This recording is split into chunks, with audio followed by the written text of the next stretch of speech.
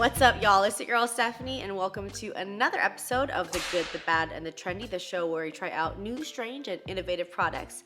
Today, we are talking about the newly expanded range of the Too Faced Born This Way Undetectable Medium to Full Coverage Foundation. Now, this foundation has been around, but what is very special is that they work with Jackie Aina to expand their shade range. She helped them add 11 shades to this foundation, so now there are 35 total shades. A huge issue in beauty right now is that companies will create a foundation and have a ton of options for people with lighter skin tones, and then just a couple options for people with deeper skin tones, and therefore completely excluding women of color out of their ranges. So I just feel like it's really awesome that Too Faced is acknowledging this and working with somebody so important in the beauty industry to help include women of color. I personally know that Jackie's not just the face of this campaign, she truly helped them expand their shade range. So she helped them add some deeper skin tones as well as a couple lighter ones, and she helped them expand their Born This Way ethereal setting powder. So there was already a translucent color, and now there is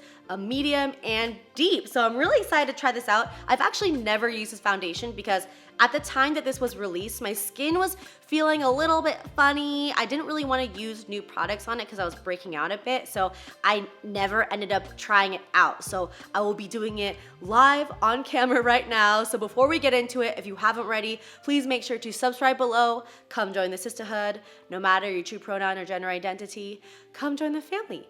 All right, let's get started. Today, I'm gonna be using the shade Light Beige. I swatched a few of them, and I think that this is the shade that I should use. My face is definitely lighter than the rest of my body. I tend to use a really high SPF on my face, and I think also maybe like makeup creates a barrier so that it doesn't tan as much as my neck, because I will put SPF down on my neck and my chest, of course, but maybe just that area tans more. So I just feel like this shade is a good medium between these two, so hopefully we'll see if that works out. So I'm gonna go ahead and prime my face before getting going. So we're using the YSL Touche Eclat Blur Primer. I've just been using this one quite a bit.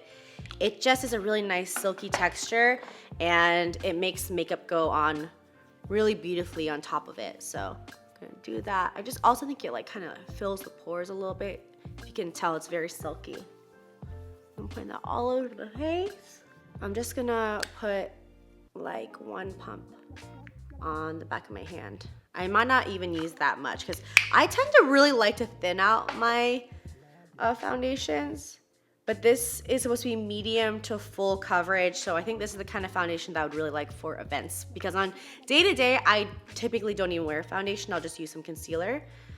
So we're just gonna go ahead and put some of that on my cheek here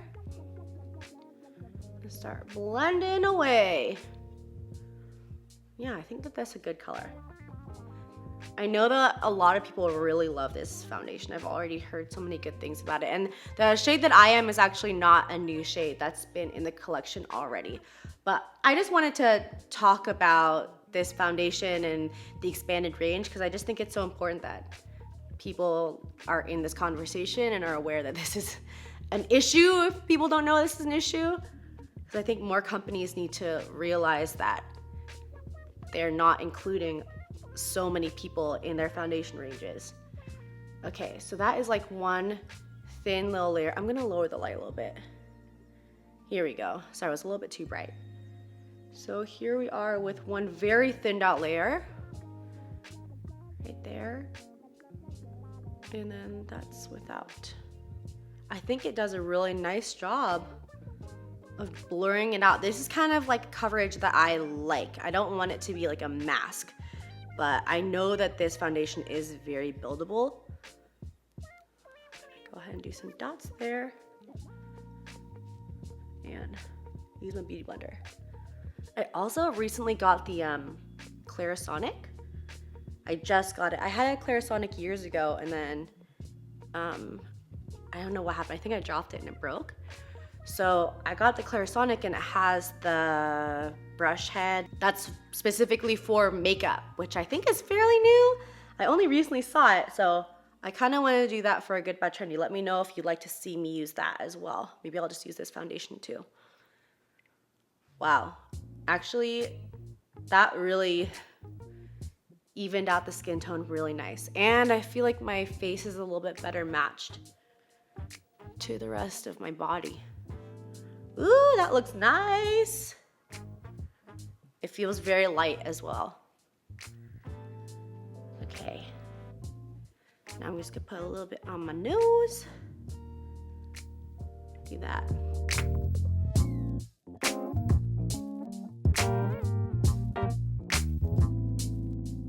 Just a couple dots. Oh, not a couple now. 4 dots on my forehead.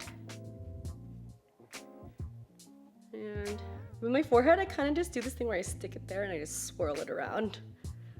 I don't know if that's something that you're supposed to do, but I definitely do that. Now I'm patting it. I love the Beauty Blender though. Okay. So there is one nice thin layer.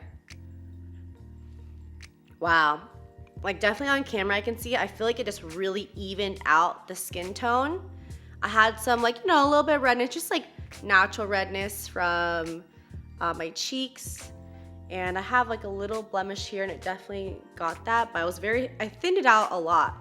But this is how I like foundation to look. I want it to look like my skin. I don't want it to look like it's a mask. And I feel like a lot of people are on the same page as me when it comes to foundation. You just like want it to look like that's actually what your skin looks like. But also, like a lot of times when I go to events, if I do very light foundation and we're taking photos, in person, it looks great. But then when I take the photo, my skin looks like a hot mess, like it's all blotchy and stuff. So that's why, especially when I go to events, I like to do a nice like layer of foundation like this. Just really even it all out. Pictures really pick up everything. I think that's good with the foundation. I definitely have some left, so I did not even use one pump, and this is what I would naturally do. It was a little bit wet at first, and now I can see it's starting to settle down into my face. So I'm gonna go ahead and go into concealer. Let me just record this as well. This is their new multi-use sculpting concealer, Born This Way as well. This is in light beige. I am a huge NARS Radiant Creamy Concealer user. I've gone through so many tubes of those, and I really haven't found a concealer that I love as much as that one. I think that this just replaced it. Like I've been using this for the past couple weeks now, and I have not touched my NARS Radiant Creamy Concealer. It just blends into the skin so beautifully, doesn't settle into anything, but also doesn't go the other way where it's like too greasy. Like a lot of times, concealers can either be too drying or too greasy, and for me, this is just like the perfect in-between. They give you a ton of product too. I've heard some people say that they just use this as their foundation, and the wand is pretty big. So I'm gonna put this under the eyes, here, down my nose, under here, little here, just on this blemish, and then kind of do that. So I just took the wand out one time, I didn't dip back in. A little bit of this stuff goes such a long way. This stuff is full coverage. So if you really want like a full coverage face, like you could use this as your foundation if you really wanted to. So I'm gonna go ahead and blend this in, and then we'll use that powder that they provided in the package to bake as well. And I'll be using the translucent.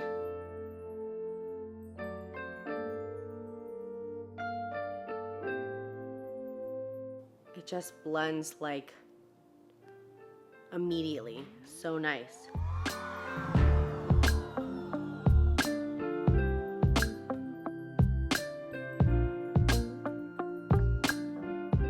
That concealer just blends so fast. And I have a feeling like these two are maybe meant to work together because they're both in the Born This Way collection, because it really just melted into the other.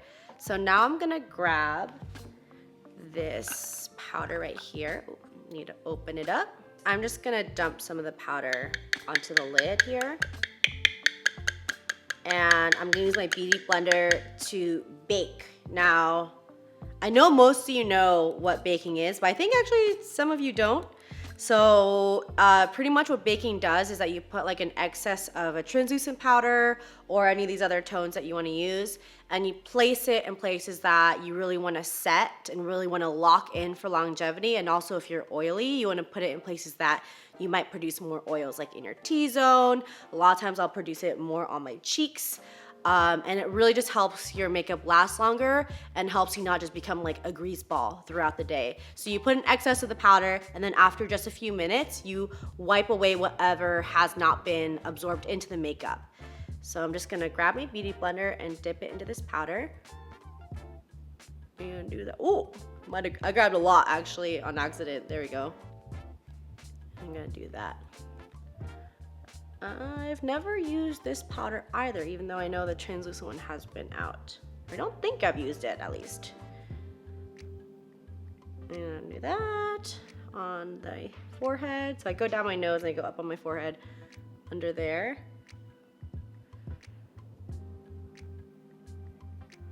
I almost put it all over my face, to be honest, but I put it under my chin. That helps the chin makeup last longer, because a lot of times I'll, be like putting my arm here or something and it wipes away quite easily. There. And I'll just wipe some there. Grab some from this side and do that.